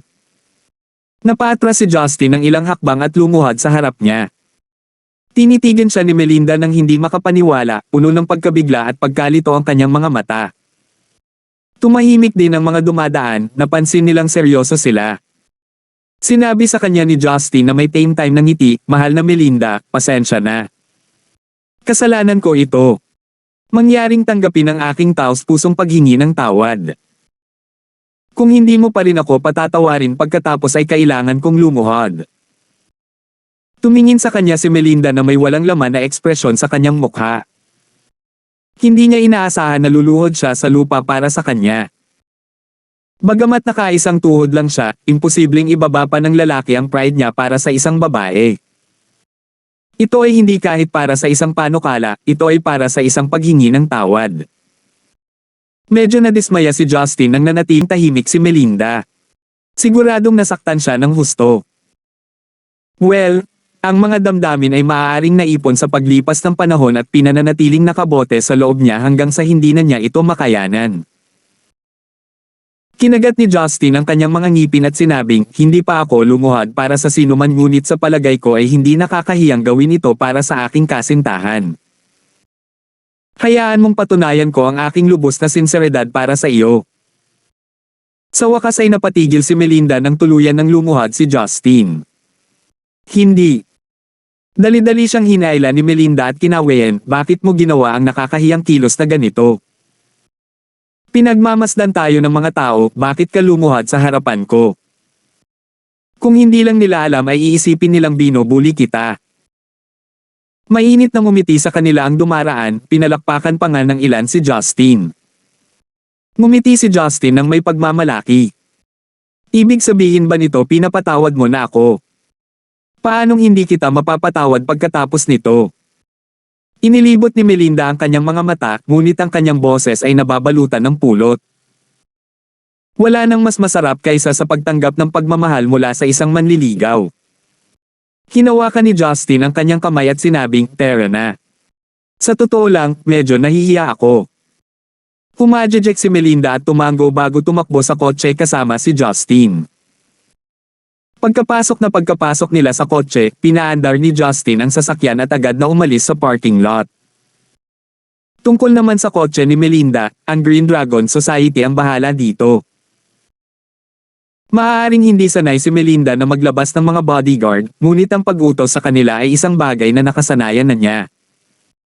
Panay ang pagmamaneho ni Justin patungo sa highway at nagpakawala ng hininga bago sinabing, mahal, tinuruan mo talaga ako ng malupit na leksyon ngayon. Paano kita gagantimpalaan? Naaalala ni Melinda ang kanyang pag-amin at nalilito siyang tumingin sa kanya nang marinig iyon. Anong lesson? Nahihiya si Justin na ipahayag ito. I might have been acting too proud. I didn't realize it then but I now think that I've been placing myself above all of you. I always thought that it doesn't matter as long as my feelings for you guys is genuine. Pero hindi naman nagwo-work ang isang relationship. Tama ka, we should stand on equal platforms. Tiningnan siya ni Melinda ng maamong tingin at tumango. Hindi ka magagalit sa akin at sa iba kung banibiro ka namin. Sa tingin mo ba madaling maging mistress? Protektado ng batas ang kasal. Pero ang meron lang kami ay pangako mula sa iyo. At saka, kailangan naming tiisin ang peer pressure ng lipunan at nakakainis. Bulong ni Melinda. Nagbiro si Justin. Kung nakakapagod kaya kitang bitawan. Kung gayon maaari kang maging mayaman na asawa ng iba. Huwag kang maglakas loob. Kumunat ang noo ni Melinda. Ikaw ang nanligaw sa akin, hindi ang kabaligtaran. Kapag iniwan mo ako, magpapakamatay ako sa harap ng bahay mo. Tumawa si Justin. Bamantong hininga si Melinda ngunit natawa rin siya sa huli. Bamantong hininga si Justin pagkatapos noon. Palagay mo ba ay mararamdaman ni Talia, Joyce, at ng iba pa? Na hindi rin ako patas. Naisip siguro nila na napakampiling ko kay Marian. Handa akong tumaya na itinago rin nila ang mga salubing iyon sa kanilang sarili. 918. Ang sakit ng pagkakasala at kahihiyan ay nakasulat sa buong mukha niya. Basta mag-ingat ka sa magiging kilos mo sa hinaharap. Kung pantay-pantay ang pagmamahal at pag-aalaga mo sa amin, walang masisisi sa hindi mo kami ginawang asawa. Ngumiti si Melinda. Ibig mong sabihin na may mga hinanakit din sila sa akin. Ngumiti ng mapait si Justin. Nagkibit balikat si Melinda ngunit nasa ekspresyon niya ang lahat ng sagot na kailangan niya. Bahagyang ngumiti si Justin at hinawakan ang kanyang kamay. Salamat sa iyong katapatan at katapangan. Kung hindi dahil dito, baka pinagpatuloy ko pa ang pananakit ng mga mahal ko nang hindi ko napapansin. Ngumiti siya ng nakakaloko. Bakit hindi mo ako kunin bilang asawa mo kung gayon? Kung sinasabi mong napakabuti ko. Iniangat ni Justin ang kanyang ulo at tinitigan siya ng nanlalaking mata. Kumagalpak siya ng tawa. Nagbibiro lang ako. Pinisil ni Justin ang kanyang kamay nang humihingi ng paumanhin, hindi alam kung ano ang sasabihin. Tumingin sa kanya si Melinda ng malambing na tingin. Nagseselos ako minsan kapag mas maganda ang pakikitungo mo kay Marian kaysa sa amin. Pero alam ko rin na may mga dahilan ka. Para sa akin, hindi mahalaga kung paano mo siya retuhin. Hanggat maganda pa rin ang pakikitungo mo sa akin, hindi kita kino-question. At saka, hindi tulad ng ibang mga lalaki dyan na kayang magbigay sa akin ng mahabang buhay at mapanatili ang aking kabataan. Nagulat si Justin. Kaya pala ako ang pinili mo. Ang mga babae ay parang mga hayop. Gusto lang namin ang pinakamalakas na kasama. Well, maaaring mayroon siyang higit sa isang babaeng kasama ngunit dahil ang mga kalamangan ay mas malaki kaysa sa kahinaan, ang isang maliit na sakripisyo ay hindi nasaktan. Pinapalungkot mo ako. Ang aking damdamin para sa iyo ay ganap na tunay. Hobby, hindi mo ba sinabi na gusto mo ang aking katapatan? Sinasabi ko ito sa iyo mula sa kaibuturan ng aking puso. Hindi kita naging manliligaw dahil sa wagas na pag-ibig. Aabutin ng isa pang dekada para mapanalo mo ako ng lubusan, mapaglarong sabi ni Melinda. Pakiramdam ni Justin ay walang magawa habang nakatingin sa kanyang mapagmataas na mukha. Sa susunod na intersection, lumiko siya sa isang bakanting kalsada. Curious na tanong ni Melinda, "Mahal, bakit ka huminto dito? Akala ko ba pupunta tayo sa bahay ko? Sa palagay ko ay medyo bastos ka ngayon." Naniniwala ako na may tamang parusa. Napangiti si Justin. Parusa. Hindi pa natin ito nagagawa sa kotse dati. Namula ang mukha ni Melinda sa kanyang insinuation. Ikaw. Hindi na napigilan ni Justin ang sarili. Nakakabaliw ang kanyang bango. Pagsuko sa kanyang mga hangarin, iniunat ni Justin ang kanyang mga braso at binuhat si Melinda sa kanyang kondangan. Inihiga niya ang kanyang upuan para magkaroon ng pwesto para sa kanilang dalawa. Nagsimulang maging mas excited si Melinda nang malaman na totoong nangyayari ito. Kasing lambot ng marshmallow ang katawan niya. Lumapit si Melinda at ipinulupot ang kanyang mga braso sa kanyang baywang, idiniin ang kanyang katawan sa katawan ni Justin. Sa sandaling iyon, naramdaman ni Justin na nanunuyo ang kanyang lalamunan at sinapon niya ang kanyang mukha, nakasandal para sa isang halik. Masigasig na tumugon si Melinda at itinulak ang kanyang dila sa kanyang bibig. Hindi man ito ang una o ika-10 beses na ginawa nila ito, all-time high ang passion nila dahil sa sentimental bonding moment na pinagsaluhan nila bago ito. Ganyan ang mga babae. Gagawin nila ang lahat para sa lalaking tinanggap nila sa buhay nila. Bagamat si Melinda ang nagkusa, ang alak na kasama ng kanyang kawalan ng karanasan ay naging dahilan upang mabagal siya sa pag-unlad. Sa kabilang banda, si Justin ay may maraming karanasan sa ilalim ng kanyang sinturon ngunit wala itong naidulot na mabuti sa kanya. Imposibleng manatiling kalmado kapag nasa ibabaw niya ang isang kagandahang tulad ni Melinda. Ang isang kamay nito ay sumilip sa ilalim ng damit niya mula sa gilid at hinaplos ang makinis nitong balat. Nanginig si Melinda sa kanyang paghipo. Huminga siya ng malalim at bumagal ang dila niya dahil sa stimulation. Ginawa iyon ni Justin bilang kanyang hudyat upang palalimin pa ang mga bagay. Ang bra ni Melinda ay mahigpit na nakakapit dahil malaki ang dibdib niya. Kung hindi niya ito hawakan ng mahigpit, tatalbog na ito sa tuwing naglalakad siya. Hindi maitulak ni Justin ang kanyang mga kamay, kaya itinaas ni Melinda ang kanyang katawan at sinubukang gumawa ng espasyo sa pagitan ng kanyang bra. Nagtagumpay ito nang maipasok ni Justin ang kanyang mga kamay. Huminga siya ng malalim at nalanghap ang pabango niya at ninanamnam iyon. Mahal. Huminga si Justin at ngumiti. Lumaki ka na naman. Napaungol si Melinda sa kahihiyan. Hindi ko alam. Pero kailangan kong magpalit ng maraming damit panloob. Hindi maliit ang mga kamay ni Justin ngunit hindi niya ito mahawakan ng buo. Nakatayo na ang kanyang mga utong sa ilalim ng kanyang paghawak. Nahirapan siyang igalaw ang kamay sa dibdib nito, kaya hinailan niya ang bra nito pataas para mapalaya ang dibdib nito. Nanlambot si Melinda sa kanyang paghipo. Nakadapa siya sa katawan nito habang ang mga kamay nito ay umiikot sa leeg niya. Ang kanyang paghingal at pag-ungol ay lalo lamang nagpalakas ng loob kay Justin. Lumipas ang oras at nang malapit nang lumala ang mga bagay, kinailangan ni Justin na pigilan ang sarili nang makita niya ang isang grupo ng mga tao na nagtutulak ng kanilang mga cart patungo sa kanila. Nandito sila para simulan ang kanilang night market business. Medyo mahirap para sa mga mangangalakal na ito na kumuha ng mga lisensya sa negosyo kaya ang pagpapatakbo sa gabi ang tanging pagpipilian nila. Si Melinda ay nasa ulirat na at ganap na walang kamalay-malay sa kanyang paligid. Ngunit nang huminto si Justin sa paglalamang sa kanya, mabilis siyang pumutol dito. Anong mali? Tanong niya habang ang kanyang mga mata ay nagsimulang kumikinang sa pagnanasa. Sumagot si Justin sa tonong nanghihinayang. Pero sa ibang lugar tayo. Mabilis niyang inangat ang ulo niya at humajajek. Hindi ko alam na mahihiya ka. Akala ko mas makapal ang mukha mo kaysa sa pader na ladrilyo. Nahihiya. Tumawa si Justin. Mahal, iminumungkahi mo bang magsagawa ng live na pagtatanghal para sa kanila? Tinuro niya ang mga tindera. Lumingon si Melinda sa direksyon na itinuturo niya at namula. Bakit hindi mo sinabi sa akin kanina? Nakaharap sa kanila ang likod ko. Tapos pumunta tayo sa pinakamalapit na hotel. Hindi natin masigurado kung magkakahiwa-hiwalay ang mga tao at masyadong malayo ang bahay mo. Tumanggaw si Melinda. 3:00 na ng madaling araw nang makarating sila sa hotel. Mabilis silang nagbook ng kwarto at nagmamadaling pumasok. Itinulak siya ni Justin sa kama nang pumasok sila sa silid.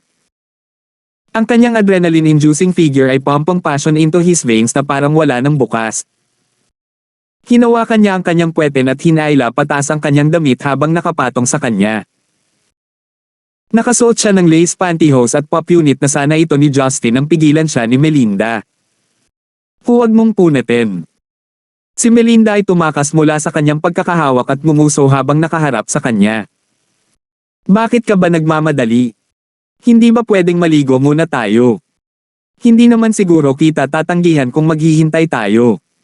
Si Justin ay nasa bingit ng pag-iyak. Mahal, hindi ko na kaya. Hindi ba natin kayang laktawan ang lahat ng paghihintay at pumunta na tayo dito? Hindi.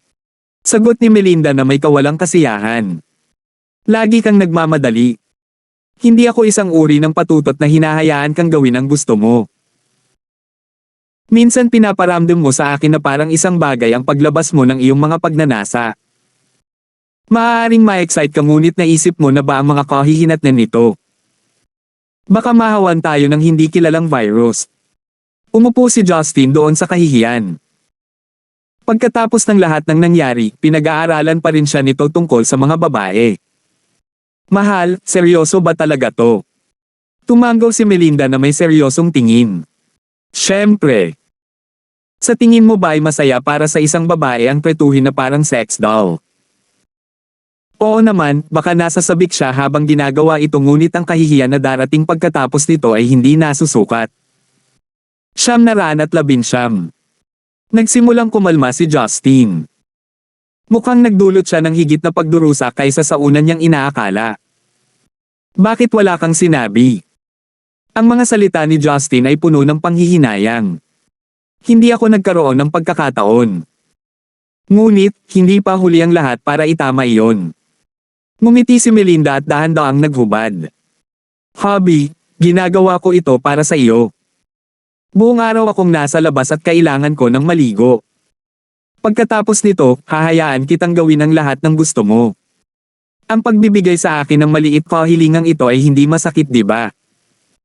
Bumantong hininga si Justin at sumuko. Sige. Pero sasama ako sa iyo. Kung gayon kailangan mo akong ihatid. Pinulupot niya ang kanyang mga braso sa kanyang leeg. Si Justin ay malugod na pinaunlakan at dinala siya sa banyo. Makalipas ang 15 minuto, lumabas si Melinda mula sa banyo na nakabalot ng tuwalya at yamakap sa mga bisig ni Justin. Basa pa rin ang kanyang buhok ngunit iyon na ang huling nasa isip ni Justin. Ang kanyang mga hormone ay nagngangalit at malapit nang sumabog sa kanya. Pulang-pula ang mukha ni Melinda dahil sa pagkapukaw. Mas handa siyang lumahok ngayong mayroon na siyang bagong antas ng paggalang kay Justin. Yumuko si Justin at hinalikan ang pisngi niya. Hindi niya maiwasang mapangiti. Kusang pumikit ang mga mata niya habang ninanamnam ang sunod-sunod na mga halik nito.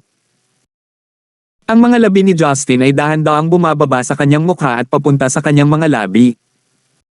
Binuksan ni Melinda ang kanyang mga mata at nakita si Justin na nakayuko para sa isa pang halik. Namamanhid na ang isip niya sa alak at nag-iinit ang katawan sa sarap. Ang kanyang mga pagnanasa ay hindi naiiba kung ihahambing sa ibang mga babae. Mas nakontrol niya lang ito. Pero ngayong inaasikaso na siya ng lalaking mahal niya, walang pumipigil sa kanya na isagawa ang kanyang mga gusto. Nawala na siya sa isang pool ng pagnanasa habang ang kanyang puso ay kumabog sa kanyang dibdib. Naabot niya ang kanyang breaking point nang sinimulang himes-himes ni Justin kanyang mga suso. Malalaki ang mga kamay niya pero kalahati lang ang naisapak nila. Inilagay ni Melinda ang kanyang mga kamay sa kanyang katawan at sinimulang hawakan ito. Sa pagkakataong ito ay isinuko niya ang sarili sa kanyang simbuyo ng damdamin at nilunod ang sarili sa pagnanasa. Ang malalalim na ilaw at ang mausok na kapaligiran ay talagang nakatulong sa pagset ng mood. Ang kanyang mga mata ay puno ng pagnanasa at bumulong siya sa kanya, bilasan mo.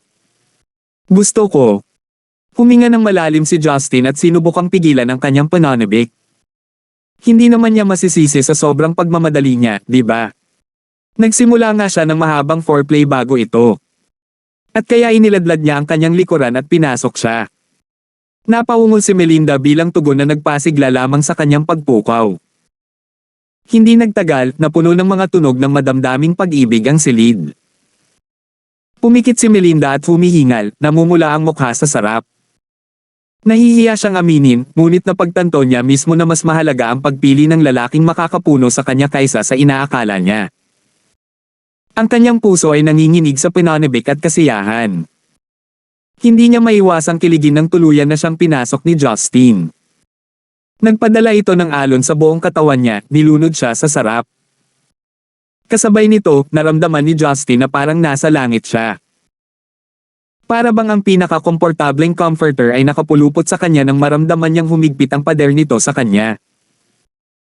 Naramdaman niya ang panibagong pag-agos ng likido mula sa loob niya upang tulungan ang kanyang mga galaw. Pagbaba ng tingin sa kanya, kitang-kita niya ang pagtalbog ng mga suso nito at hindi niya naiwasang pumulupot ang mga daliri nito. Sa huli, si Melinda ay tumagal ng higit sa 1 oras na marahil ay dahil sa kanyang pagsasanay. Sa wakas ay natapos na ang kanilang pagtatalik nang magsimulang sumikat ang araw mula sa silangan. Napuno ng amoy ang buong kwarto ng kanilang lovemaking session. Huminga ng malalim si Melinda at namula sa pabango. Pagkatapos ng lahat ng oras na ito, namangha pa rin siya kay Justin. Paano niya nagawang tumagal ng mahigit 2 oras? Tandang pananong. Isip niya. Naiinggit sana sa kanya ang mga kaibigan niya kung alam nila kung gaano ka-excite ang nightlife niya. Ngunit muli, malamang na hindi sila magtatagal. Sa wakas, umungol si Justin at pinakawalan ang nabuong tensyon sa kanyang katawan.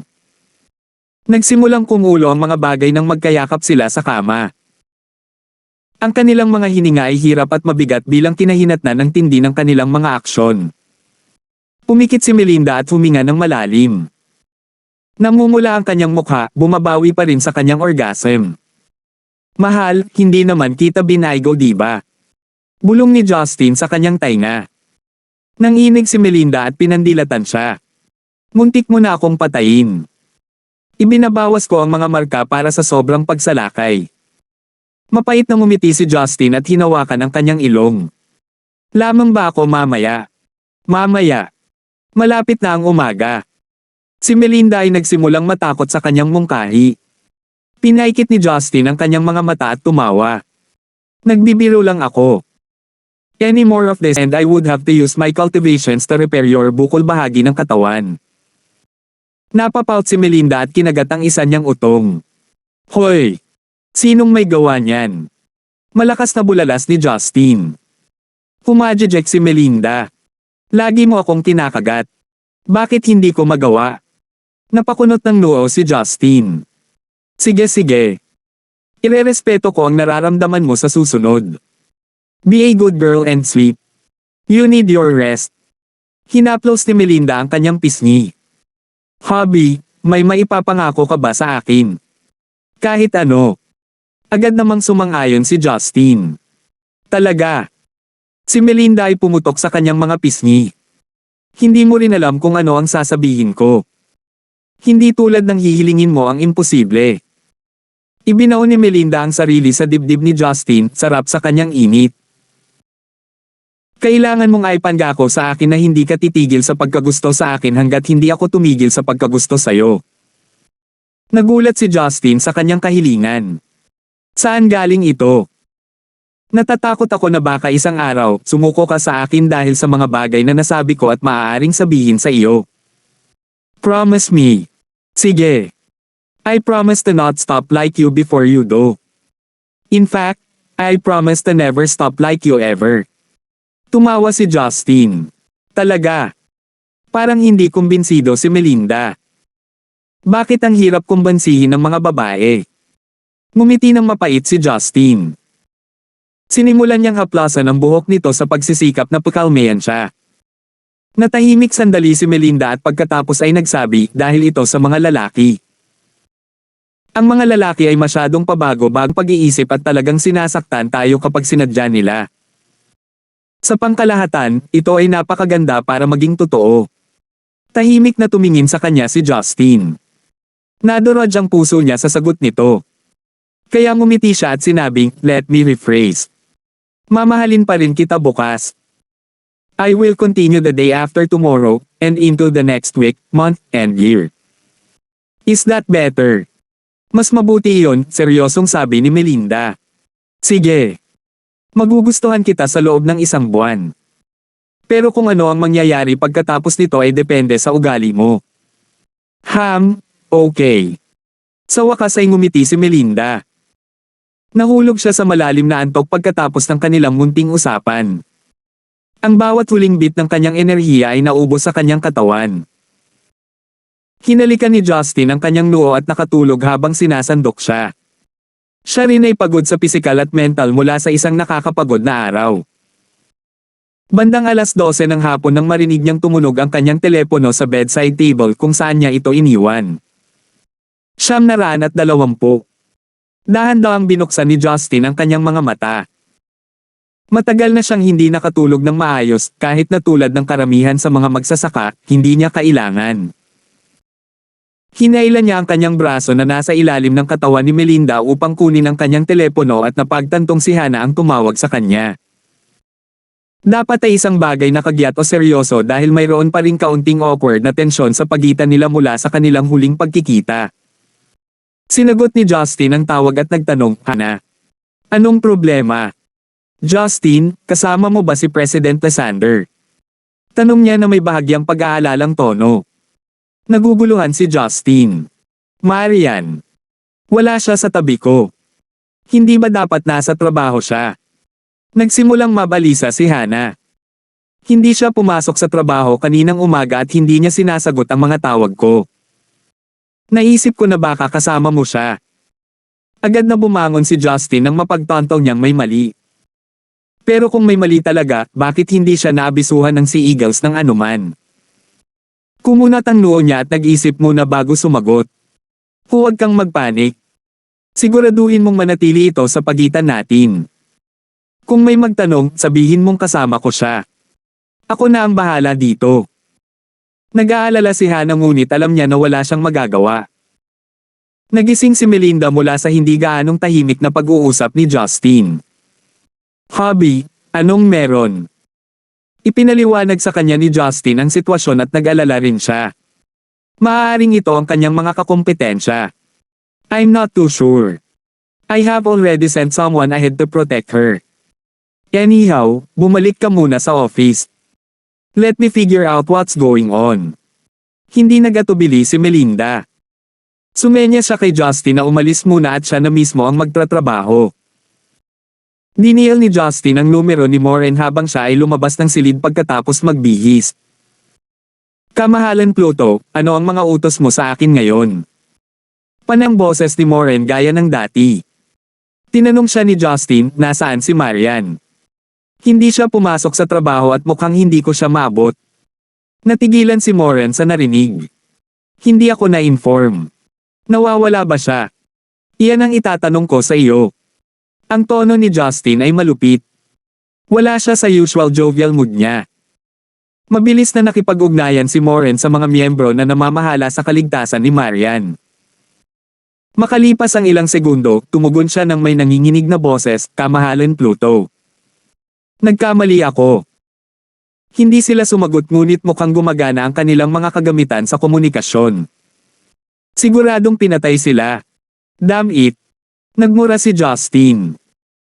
Gusto niyang durugin ang phone niya pero pinigilan niya ang sarili sa sobrang pagmamadali. Kung pinatay ng tao ang mga miyembro ng Sea Eagles bago kinidnap si Marian, nangangahulugan ito na gusto nila itong buhayin.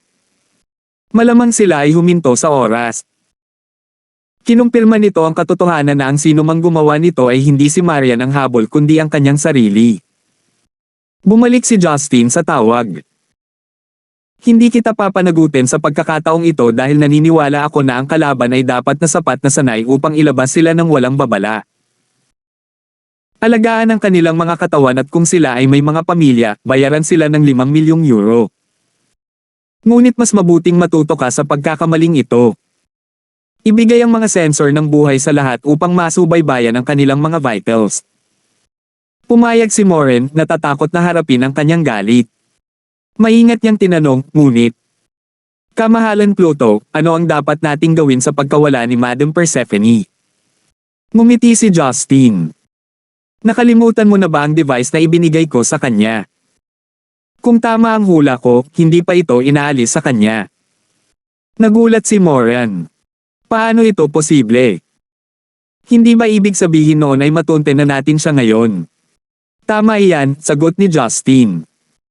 Ang sino mang gumawa nito ay malamang na gusto ng isang madla kasama ako. Kaya't siya ay buhay pa at ang tracer ay gumagana pa rin. Hindi ito naintindihan ni Moren. Para sa kanya, walang sino man ang magkakaroon ng pagkakataong labanan si Justin. Tinapos ni Justin ang tawag at itinaas ang kanyang kinaroroonan. Ang lahat ng kanyang mga kababaihan ay nagdala sa paligid ng aparato. Sa kabila ng galit ni Marian sa kanya, hindi niya itatapon ang device na tinitiyak ang kanyang kaligtasan. Sa sandaling nag-load ang mapa, nakakita siya ng pulang tuldok na medyo malayo sa Stone Gate. Tiningnan niyang mabuti at nakumpirma na ito ang code ni Marian. Tinansya ni Justin ang distansya at dumating sa conclusion na siya ay halos 200 kilometro ang layo sa susunod na lalawigan. Walang pag-aalinlangan, nag-teleport si Justin sa lugar pagkatapos makumpirma na malinaw ang baybayin. Napakaraming destinasyon ng turista na nakapalibot sa lugar na ito ngunit karamihan ay mga bundok at burol kung saan siya naruroon. Ngunit dahil sa matarik na kabundukan, mahirap para sa sino man na samantalahin ang mga mapagkukunang naruroon. At sa gayon, walang tao sa paligid, maliban sa ilang mga nayon sa lambak. Sa gitna nito ay isang sinaunang templo na matatagpuan mga 1,000 talampakan sa ibabaw ng antas ng dagat. Sirang-sira na ito at may mga damo at baging na nakatikip sa buong labas nito. Ang kisame ay napuno ng mga butas at ang mga tile ay karaniwang maluwag na mga slab ng semento sa puntong iyon. Nanginginig si Marian habang nakaupo sa sulok ng templo na may gusot na hitsura. Mapatla ang kanyang mukha at sinundan ng kanyang mga mata ang landas ng kanyang mukhang makulit na kidnapper, lumuluha at puno ng takot. Hindi masyadong namumukod tangi ang makulit na lalaki. Siya ay isang lalaki sa kanyang mid-40s na may suot na robe kung saan makikita ang isang well-maintained na katawan sa ilalim. Mahaba at magulo ang kanyang buhok na nagbigay sa kanya ng maasim na tingin. Nakita niya ang isang bronze medal na nakasabit sa kanyang baywang na may nakasulat na Wang. Kinagat ni Marian ang kanyang labi at sinubukang pigilan ang kanyang mga luha. Siya ay palaging malakas, ngunit ang nangyari ngayon ay nalampasan ang anumang naranasan niya noon. Papunta na siya sa trabaho nang biglang may sumulpot na lalaki sa kanyang sasakyan. Pinilit niyang ihinto ang sasakyan bago pa siya matamba ng malamig. Nang magising siya, natagpuan niya ang kanyang sarili sa gitna ng kawalan.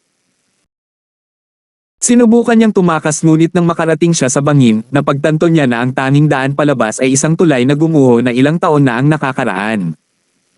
Ito ay isang dead end. Naisip niya na ang lalaking ito ang nagdala sa kanya sa bundok sa pamamagitan ng paglipad. Napag-isipan niya na dapat ay si Justin ang sinusundan niya.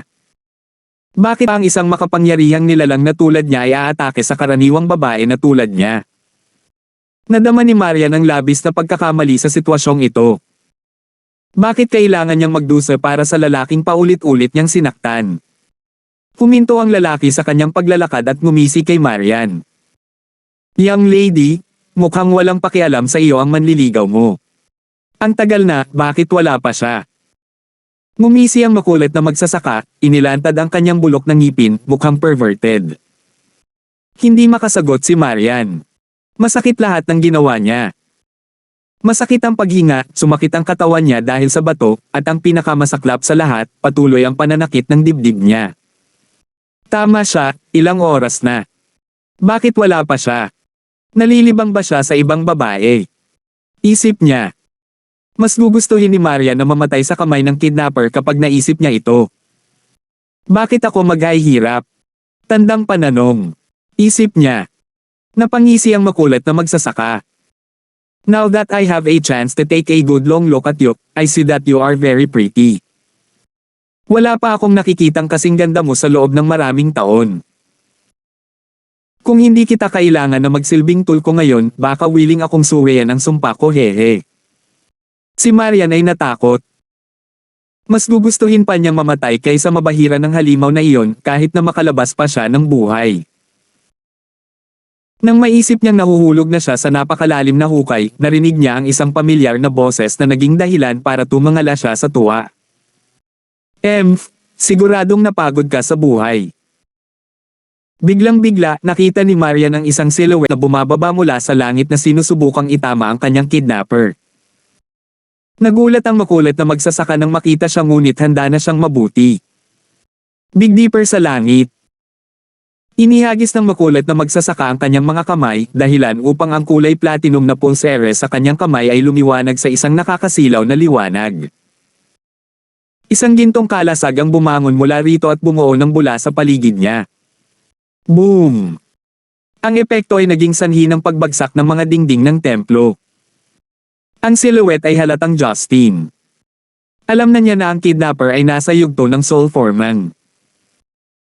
Bagamat 20% lamang ng kanyang lakas ang ginamit niya, sapat na iyon para patayin siya. Ngunit ang ikinagulat ni Justin ay nakatayo siya doon na hindi naapektuhan nito. Anong nangyayari? Bakit hindi ako makabreak in? Ito kaya ang yaman ng magsasaka na binanggit ni Kristen.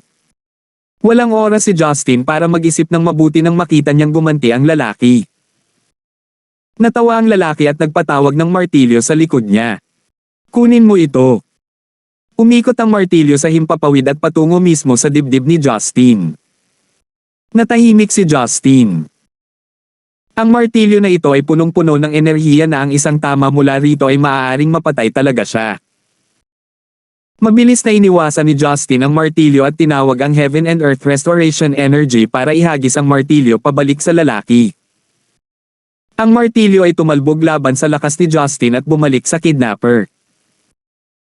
Ngunit sa isang pitik ng kanyang pulso, bumagal ito sa hangin at nagpakatatag bago muling tumungo sa dibdib ni Justin. Salamat po at sinamahan ninyo ako, ingat lagi mga master.